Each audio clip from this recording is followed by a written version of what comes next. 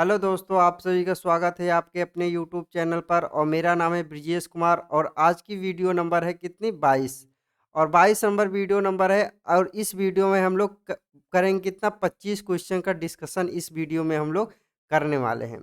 आज टोटल हम लोग 25 क्वेश्चन डिस्कस कर लेंगे तो 550 क्वेश्चन हम लोग लगभग कर लिए हैं 22 वीडियो में। इसके पहले हमने 21 वीडियो इसी चैनल पर अपलोड कर दिया है। आप लोगों ने नहीं देखा है तो जाके इस चैनल पर विजिट करके ज़रूर देखिए। और अगर आप लोगों ने 1000 क्वेश्चन मैं जो करा रहा हूँ, अगर इसको आप लोग कंप्लीट पूरा अच्छे से देख लिया तो मैं इतना दावा करता हूँ कि आप किसी भी एग्ज़ाम बैठेंगे तो यहाँ से क्वेश्चन आपको ज़रूर देखने को मिलेगा। और चलिए आज की वीडियो को हम लोग शुरू करते हैं। पहला क्वेश्चन है हमारा, सतीश धवन अंतरिक्ष केंद्र कहाँ पर स्थित है? तो देखिए सतीश धवन अंतरिक्ष केंद्र ये स्थित है श्रीहरिकोटा आंध्र प्रदेश में स्थित है। ऑप्शन सी इसका राइट उत्तर हो जाएगा, श्रीहरिकोटा आंध्र प्रदेश। और सतीश धवन अंतरिक्ष केंद्र की स्थापना कब हुई थी? इसकी स्थापना हुई थी 1 अक्टूबर 1971 को इसकी स्थापना हुई थी। देखिए जो भी सैटेलाइट द्वारा जो भी मिशन भेजा जाता है इसरो का, वो सतीश धवन अंतरिक्ष केंद्र से ही भेजा जाता है।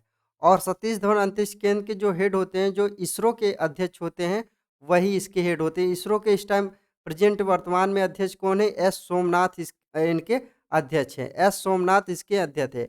और चंद्रयान 3 को कहाँ से लॉन्च किया गया था? सतीश धवन अंतरिक्ष केंद्र से ही चंद्रयान 3 को भी लॉन्च किया गया था। इतनी सारी बातें इस क्वेश्चन से आपको याद रखना है। नेक्स्ट क्वेश्चन है हमारा, रेबीज के टीके की खोज किसने की थी? तो जो रेबीज के टीके की खोज किसने की थी? तो रेबीज का जो टीका है इसकी खोज लुईस पास्चर ने की थी। ऑप्शन बी इसका राइट उत्तर है, लुईस पास्चर। अब हम लोग और भी जो ऑप्शन है इनके बारे में बात कर ले। जैसे एडवर्ड जेनर ने किसकी खोज की थी? एडवर्ड जेनर ने चेचक के टीके की खोज की थी। ये भी आप लोग ध्यान रखिए, एडवर्ड जेनर ने।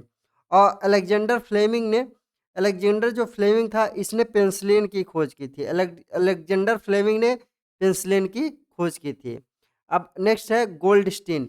गोल्डस्टीन ने प्रोटॉन की खोज की थी, लेकिन नामकरण प्रोटॉन का रदरफोर्ड ने रखा था।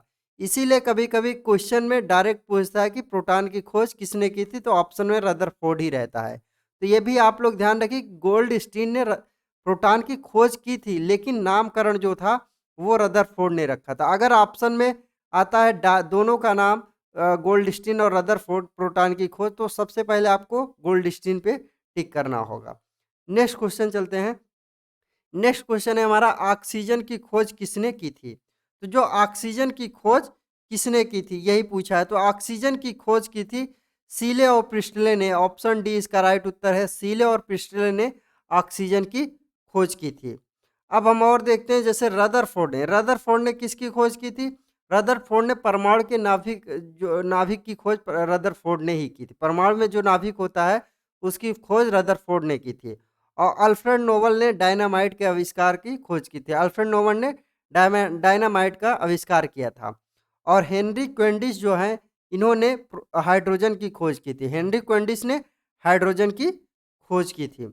नेक्स्ट क्वेश्चन है हमारा, विश्व पर्यावरण दिवस कब मनाया जाता है? तो जो विश्व पर्यावरण दिवस है ये 5 जून को मनाया जाता है। ऑप्शन सी इसका राइट उत्तर है, 5 जून। 5 जून को हम लोग क्या मनाते हैं? विश्व पर्यावरण दिवस के रूप में 5 जून को मनाया जाता है। अब और देख लेते हैं, जैसे 22 अप्रैल। 22 अप्रैल को हम लोग मनाते हैं क्या? विश्व पृथ्वी दिवस के रूप में 22 अप्रैल को मनाया जाता है। और अगला है 16 सितंबर। और 16 सितंबर को हम लोग क्या मनाते हैं? विश्व ओजोन दिवस के रूप में 16 सितंबर को मनाते हैं। अगला ऑप्शन है जैसे 16 अक्टूबर। 16 अक्टूबर को हम लोग मनाते हैं क्या? विश्व खाद्य दिवस के रूप में 16 अक्टूबर को मनाया जाता है। विश्व खाद्य दिवस के रूप में 16 अक्टूबर को मनाया जाता है। नेक्स्ट क्वेश्चन है हमारा, जैव विविधता अधिनियम कब पारित किया गया? तो जैव विविधता जो अधिनियम आया था ये इसको कब पारित किया गया? तो इसको 2002 में पारित किया गया। ऑप्शन ए इसका राइट उत्तर है, 2002 में जैव विविधता अधिनियम जो आया था इसको पारित कर दिया गया। अब हम और देख लेते हैं कि 1980 में एक अधिनियम आया था। 1980 में आया था वन संरक्षण अधिनियम, इसको पारित कर दिया गया था 1980 में। अब 1927 में आया था भारतीय वन अधिनियम। भारतीय वन अधिनियम कब आया था? 1927 में भारतीय वन अधिनियम आया था। और 1972 में आया था वन्यजीव संरक्षण अधिनियम, 1972 में आया था। तो मैं और भी ऑप्शन जो है इनको भी कंप्लीट करते चल रहा हूँ, जिससे कि आपका ज़्यादा से ज़्यादा कवर हो सके इसी वीडियो में। नेक्स्ट क्वेश्चन है हमारा, चिपको आंदोलन का संबंध किससे है? तो देखिए, चिपको आंदोलन का संबंध है पेड़ों की कटाई से संबंध है। ऑप्शन ए इसका राइट उत्तर है, पेड़ों की कटाई। यह क्या होता है कि उत्तराखंड में पेड़ काटे जा रहे थे, उत्तराखंड में पेड़ काटे जा रहे थे, तो वहाँ की जो महिलाएं होती थी सभी लोग क्या कर रहे थे, पेड़ों पे जाके चिपक जाती थी, और इसीलिए इसको बोला गया चिपको आंदोलन। और इसकी शुरुआत कब की गई थी? 1973 में इसकी शुरुआत की गई थी। और चिपको आंदोलन का जो नेतृत्व कर रहे थे वो सुंदरलाल बहुगुणा कर रहे थे, इसीलिए इनका नाम बहुत ज़्यादा चिपको आंदोलन से जुड़ा हुआ है। और ये चमोली चमोली डिस्ट्रिक्ट पड़ता है उत्तराखंड में, वहाँ से ये आंदोलन शुरू हुआ था। तो इतनी सारी बातें, आपको सारे क्वेश्चन के साथ मैं जो अन्य बातें भी डिस्कस कर रहा हूँ, इसके भी आपको ध्यान रखना, क्योंकि मैं एग्जाम रिलेवेंट में सारे पॉइंट बता रहा हूँ, ऐसा नहीं कि मैं फालतू की सारी बातें बता रहा हूँ। नेक्स्ट क्वेश्चन है हमारा, क्वेश्चन नंबर 532, राष्ट्रपति के द्वारा क्षमादान की शक्ति किस अनुच्छेद में है? देखिए, राष्ट्रपति जो क्षमादान करता है ये किस अनुच्छेद में है? तो ये अनुच्छेद 72 में है। ऑप्शन ए इसका राइट उत्तर है। अनुच्छेद 72 के द्वारा राष्ट्रपति क्या करता है? क्षमादान प्रदान करता है किसी को भी। अब और भी ऑप्शन जैसे हैं, जैसे अनुच्छेद 143, 143 क्या है? इसमें क्या होता है? उच्चतम न्यायालय से राष्ट्रपति क्या कर सकता है? सलाह ले सकता है, किसी भी मुद्दे पर सलाह ले सकता है राष्ट्रपति 143 पर। और अनुच्छेद 108 क्या है? ज्वाइंट सिटिंग, दोनों दोनों जैसे राज्यसभा और लोकसभा की दोनों बैठक राष्ट्रपति बुला सकता है एक साथ। अनुच्छेद 123 क्या है? अनुच्छेद 123 के द्वारा राष्ट्रपति अध्यादेश को जारी कर सकता है। नेक्स्ट क्वेश्चन है हमारा, विश्व का सबसे तेज सुपर कंप्यूटर कौन है? विश्व का सबसे तेज सुपर कंप्यूटर कौन है? तो ये है फ्रंटियर। ऑप्शन बी इसका राइट उत्तर हो जाएगा। फ्रंटियर जो है ये विश्व का सबसे तेज सुपर कंप्यूटर है। और फ्रंटियर कहाँ का है? ये अमेरिका का फ्रंटियर कंप्यूटर है। और भारत का सबसे सुपर कंप्यूटर कौन सा है? परम सिद्ध। सबसे पहला सुपर कंप्यूटर भारत का कौन है? परम सिद्ध। तो ये भी आप लोग ध्यान रखें, भारत का परम सिद्ध और विश्व का कौन है? फ्रंटियर है। अब देखिए, परम सिद्ध कहाँ का है? भारत का। और फ्रंटियर कहाँ का है? अमेरिका का। और फगाकू जो है ये, फगाकू भी सुपर कंप्यूटर, ये दूसरे नंबर का सुपर कंप्यूटर है। और ये जापान का सुपर कंप्यूटर है। और लूनी जो है ये तीसरे नंबर का सुपर कंप्यूटर, और लूमी जो है ये फिनलैंड का सुपर कंप्यूटर है। नेक्स्ट क्वेश्चन है हमारा, तापी गैस परियोजना में शामिल देश कौन कौन से हैं? तापी गैस परियोजना में शामिल कौन कौन से देश हैं? देखिए, इसको मैं बहुत अच्छे से समझा दूंगा तो आप लोग इसको कभी नहीं क्वेश्चन भूलेंगे, क्योंकि ये क्वेश्चन बहुत ज़्यादा पूछा जाता है। तो जो तापी परियोजना, आप इसका नाम ही लिख लीजिए, तापी, TAPA, तापी। अब देखिए, टी से क्या हो जाएगा? तुर्कमेनिस्तान। क्या हो जाएगा? तुर्कमेनिस्तान। और ए से क्या हो जाएगा? अफगानिस्तान। और पी से क्या हो जाएगा? पाकिस्तान। और आई से क्या हो जाएगा? इंडिया, मतलब भारत हो जाएगा। देखिए, तुर्कमेनिस्तान भी है, अफगानिस्तान भी है, और पाकिस्तान भी है, और भारत भी है। तो देखिए, यहाँ पे ईरान नहीं है। तो इसमें 2 3 4 5, 2 3 4 5, ऑप्शन बी इसका राइट उत्तर हो जाएगा, 2 3 4 5। तापी जो परियोजना है ये बहुत लंबी, विश्व की सबसे लंबी परियोजना तापी परियोजना को ही माना जाता है, क्योंकि ये एक गैस लाइन परियोजना है। नेक्स्ट क्वेश्चन पे चलते हैं, निम्नलिखित में कौन सी एक नदी 1960 की सिंधु जल समझौते के अधीन नहीं आती है? देखिए, सबसे पहले हमें पता होना चाहिए सिंधु जल समझौता। और सिंधु जल समझौता कब हुआ था? 1960 में हुआ था। ये क्वेश्चन बहुत ज़्यादा पूछा गया है। अब हम लोग देख लेते हैं सिंधु जल समझौते का पूरी बात, इसमें हम लोग समझ लेते हैं कि सिंधु जल समझौता क्या है और इसमें कौन कौन सी नदियों के बारे में बात किया जाता है। तो इससे हमें इस क्वेश्चन को करना बहुत आसान हो जाएगा। एक तरफ हम लोग क्या लिख लेते हैं? पाकिस्तान, पाकिस्तान एक तरफ, और एक तरफ क्या हो जाएगा? भारत। अब यहाँ पे देखते हैं 5 नदियाँ हमारी होती है, जैसे पांच पांच नदी जैसे हम लोग लिखेंगे एक तरफ। देखिए, एक तरफ क्या हो जाएगा? झेलम, झेलम, और सिंध, सिंध, और क्या हो जाएगा? चिनाब, चिनाब। और एक तरफ भारत की कौन सी? रावी, सतलज, सतलज और ब्यास, सतलज और ब्यास। ये सारी नदियां जो हैं, इनके बारे में देखिए। इसमें क्या होता है झेलम, सिंध और चिनाब, जो 1960 में सिंधु जल समझौता हुआ था, झेलम, सिंध और चिनाब, इन 3 नदियों का पानी कुल टोटल 6 नदियाँ थीं। पंच नदियाँ जिनको बोला जाता है, 5 नदी वो और एक सिंध नदी, इनको मिला के पूरी हो जाएँगी 6 नदियाँ। तो झेलम, सिंध और चिनाब, इन सभी का पानी 80% कौन यूज करेगा? पाकिस्तान यूज करेगा, और 20% क्या करेगा? इंडिया करेगा। अब देखिए, और जो 3 नदियाँ हैं हमारे, रावी है, सतलज है, ब्यास है, इन 3 नदियों पे भारत 80% इस्तेमाल करेगा। अब इसका जो पानी है भारत 80% इस्तेमाल, और 20% क्या करेगा? पाकिस्तान इसका इस्तेमाल करेगा। अब देखिए, झेलम, सिंध और चिनाब पे भारत अपना अधिकार नहीं जमा सकता, क्योंकि यहाँ पे ये विद्युत तो उत्पन्न कर सकता है, लेकिन वहाँ पे बांध नहीं बना सकता और उन नदियों को मोड़ नहीं सकता। तो झेलम, चिनाब, झेलम, सिंध और चिनाब के, ऐसे यहाँ पर रावी, सतलज और ब्यास, इन 3 नदियों पे पाकिस्तान बिजली तो बना सकता है, लेकिन उसको बांध नहीं बना सकता, उसको रोक नहीं सकता, और मतलब क्या हो सकेगा, उसको मोड़ नहीं सकता। यही है हमारा सिंधु जल समझौता। अब हम इसमें से देख लें, झेलम है, सिंध है, चिनाब है, रावी है, सतलज है, ब्यास है, टोटल 6 नदियां हैं। तो इसमें कौन कौन से? रावी भी है, चिनाब भी है और ब्यास भी है। तिस्ता नदी नहीं है, इसका राइट उत्तर हो जाएगा ऑप्शन सी, तिस्ता नदी। तो यही है सिंधु जल समझौता। सिंधु जल समझौता को बहुत ज़्यादा बार बार एग्जाम में पूछा जाने वाला क्वेश्चन भी है। नेक्स्ट क्वेश्चन है हमारा, नेक्स्ट क्वेश्चन है, भारत का पहला रेल विश्वविद्यालय कहाँ पर खोला गया? भारत का जो पहला रेल विश्वविद्यालय है ये कहाँ पर खोला गया? ये बड़ोदरा, गुजरात में खोला गया।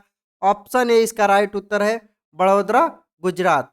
ये क्या होता है कि 15 सितंबर को और 2018 में, जब रेल मंत्री पीयूष गोयल जी थे, रेल मंत्री जो पीयूष गोयल थे, 15 सितंबर 2018 को ये भारत को पहला रेल विश्वविद्यालय भारत को समर्पित किया था, और ये पीयूष गोयल के द्वारा मतलब इसका उद्घाटन किया गया था। तो 2018 में पीयूष गोयल जब रेल मंत्री हुआ करते थे। नेक्स्ट क्वेश्चन है हमारा, भारत में कितनी राष्ट्रीय पार्टियां हैं?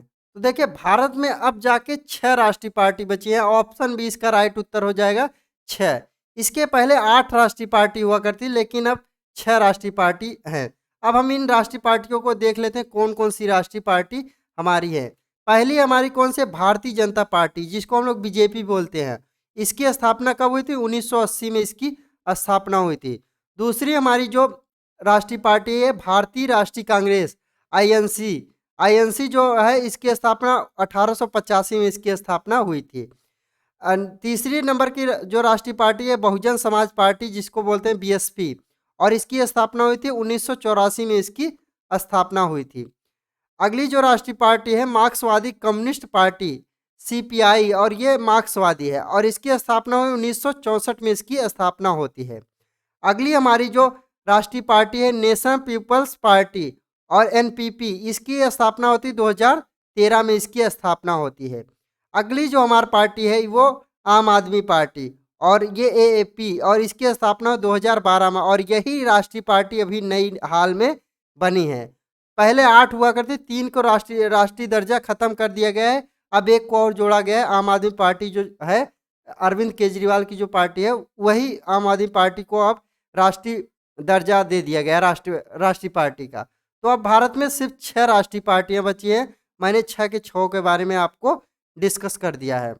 नेक्स्ट क्वेश्चन है हमारा, किस संविधान संशोधन के द्वारा नागरिकों के मतदान करने की न्यूनतम आयु 21 वर्ष से घटाकर 18 वर्ष कर दी जाती है? तो ये कौन सा संविधान संशोधन है जिसके द्वारा ये किया जाता है? 21 से 18 वर्ष जो मतदान करने की उम्र है, इसको घटा दिया जाता है। तो ये जो 61वां संविधान संशोधन होता है, और इसी के द्वारा ये किया जाता है। ऑप्शन ए इसका राइट उत्तर हो जाएगा, 61वां संविधान संशोधन। और जो 61वां संविधान संशोधन हुआ था, ये 1988 में इस संशोधन हुआ था। इसमें क्या हुआ था? मतदान की उम्र 21 वर्ष से घटाकर 18 वर्ष कर दी जाती है। अब हम और भी ऑप्शन देखते हैं, जैसे 44वां संविधान संशोधन है, इसमें जो संपत्ति का अधिकार मौलिक हमारा अधिकार हुआ करता था, इसको हटा करके एक विधिक अधिकार बना दिया जाता है। तो ये संपत्ति का अधिकार किससे हटाया? 44वें संविधान संशोधन जब होता है 1978 में, इसी के द्वारा इसको मौलिक अधिकार से हटा करके इसको विधिक अधिकार बना दिया जाता है, संवैधानिक अधिकार बना दिया जाता है। और 42वां जो संविधान संशोधन होता है ये होता है 1976 में। इसमें क्या होता है कि ये पहली बार प्रस्तावना में संविधान संविधान संशोधन किया जा रहा था और इसी में जोड़ा जाता है क्या समाजवादी, पंथ निरपेक्ष और अखंडता, तीन शब्द जो है ये संविधान के प्रस्तावना में जोड़े जाते हैं। और 86वां जो संविधान संशोधन है इसके द्वारा जो 11वां मौलिक कर्तव्य हमारा बनता है शिक्षा का अधिकार 21A में। 21A में जो शिक्षा का अधिकार बनता है 6 से 14 वर्ष को अनिवार्य कर दिया है शिक्षा देना। इसी में ये 11वां मौलिक कर्तव्य 86 संविधान संशोधन जो होता है इसी के द्वारा जोड़ा जाता है। और 86 संविधान संशोधन कब होता है? 2002 में 86 संविधान संशोधन होता है। नेक्स्ट क्वेश्चन है हमारा, आर के नारायण की पुस्तक का क्या नाम है? आर के नारायण की पुस्तक का नाम क्या है? तो आर के नारायण जो है इनकी पुस्तक का नाम है द गाइड। ऑप्शन है इसका राइट उत्तर हो जाएगा। द गाइड जो पुस्तक है ये आर के नारायण की पुस्तक है। अब हिंद स्वराज जो है ये महात्मा गांधी जी की पुस्तक है। और संसद के तीनों दशक जो है ये अटल बिहारी वाजपेयी की पुस्तक है। और द इंडियन स्ट्रगल जो है ये सुभाष चंद्र बोस की पुस्तक का नाम है। तो मैं चारों ऑप्शन को डिस्कस कर दिया और 4 पुस्तकें और ये चारों एग्जाम में बहुत ज़्यादा पूछा जाने वाला पुस्तक का नाम है, इसीलिए मैं सारे पुस्तकों को बता दिया हूँ कौन कौन से इसके लेखक हैं। नेक्स्ट क्वेश्चन है हमारा, हुमायूं नामा किसने लिखा है? हुमायूं नामा जो है ये किसने लिखा है? इसको लिखा है गुलबदम बेगम ने। ऑप्शन ए इसका राइट उत्तर हो जाएगा। गुलबदम बेगम ने हुमायूं नामा को लिखा है। और अब्दुल फजल ने आईने अकबरी को लिखा है। और अलबुर्नी ने लिखा है किताबुल हिंद जो पुस्तक है उसको अलबुर्नी ने लिखा है। और बाण भट्ट की एक बहुत फेमस पुस्तक है कदम्बरी। कदम्बरी जो पुस्तक है ये बाण भट्ट की पुस्तक है और इसको एग्जाम में बहुत ज़्यादा पूछा जाने वाला क्वेश्चन भी है। नेक्स्ट क्वेश्चन है हमारा, बिस्मिल्लाह खां का संबंध किससे है? तो देखिए बिस्मिल्लाह खां का जो संबंध है इनका संबंध शहनाई से है। ऑप्शन ए इसका राइट उत्तर हो जाएगा शहनाई से। अब देखिए मैं जैसे संतूर के एक संबंध बताऊंगा किसका संबंध, मतलब जो एग्जाम में पूछा जाता है उन्हीं के बारे में बताऊँ। वैसे तो कई लोगों का संबंध होता है लेकिन मैं एग्जाम रिलेवेंट जो होगा उन्हीं के बारे में बताऊंगा।